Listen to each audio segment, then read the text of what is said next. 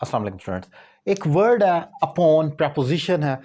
इसका लफ्जी मतलब अगर आप निकालें तो ये बनता है पर, किसी चीज़ पर, किसी एक्शन पर, कोई काम होने पर।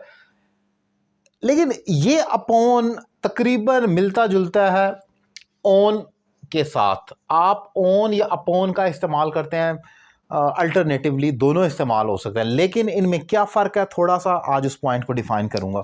अब जरा टॉपिक स्टार्ट करते हैं। The thief ran away upon the arrival of police. इसका मतलब ये हुआ कि चोर भाग गया पुलिस के पहुंचने पर।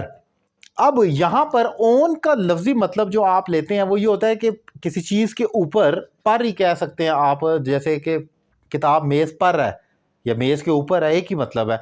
किताब मेज पर है तो आप the book is on the table तो कह सकते हैं, लेकिन वो फिजिकली वाकई ही उसके ऊपर एग्जिस्टेंस रखती है तब। लेकिन यहां पर अगर हम कह रहे हैं कि पुलिस के पहुंचने पर, तो इसका मतलब ये तो नहीं है कि वो फिजिकली उसके ऊपर है। सो एक तो ये डिफरेंस हो गया। एक और एग्जांपल देखें, ही गॉट सैड, वो उदास हो गया upon listening to this news. ये खबर सुनने पर, लफ्ज पर गौर करे, पर है, लेकिन ये ऑन वाला सूट नहीं करेगा। अब यहां मैं लिखूं he got sad on listening to this news, अगर मैं कहूं तो ये इतना ग्रामेटिकली एक्यूरेट नहीं होगा, क्योंकि यहां पर एग्जैक्ट वर्ड अपॉन आता है। फिर ही इज रियली हैप्पी, वो बहुत खुश है, upon winning the lottery, lottery जीतने पर। जैसे एक होता है ना, जैसे इम्तिहान पास करने पर वो बहुत खुश है, is really happy upon passing the exam. अब आप वो ये नहीं कह सकते is really happy on passing the exam. लफ्जी तौर पर तो लगेगा कि आपने ठीक कहा, लेकिन वहां पर ऑन नहीं बल्कि अपॉन आना चाहिए।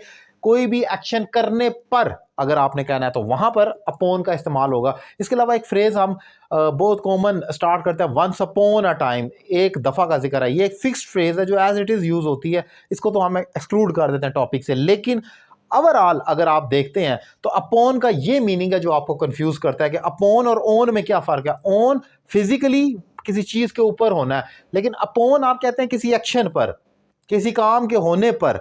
This is a difference. और ऑन का मतलब है किसी नाउन के किसी चीज के ऊपर होने पर, अपॉन किसी वर्ब यानी एक्शन के होने पर। सो ये डिफरेंस है, और मैंने कोशिश की कि इसको आसान करके डिफाइन करूं। मेरा लेक्चर कैसा लगा अपनी राय का इजहार करें, और अगर आप मुझसे ऑनलाइन इंग्लिश लैंग्वेज कोर्स करना चाह रहे हैं तो नंबर आपकी स्क्रीन पर मौजूद है। एक रीजनेबल फी पे कर आप मुझे ज्वाइन कर सकते हैं और अपनी इंग्लिश में एक ज़बरदस्त इंप्रूवमेंट ला सकते हैं। Thank you very much.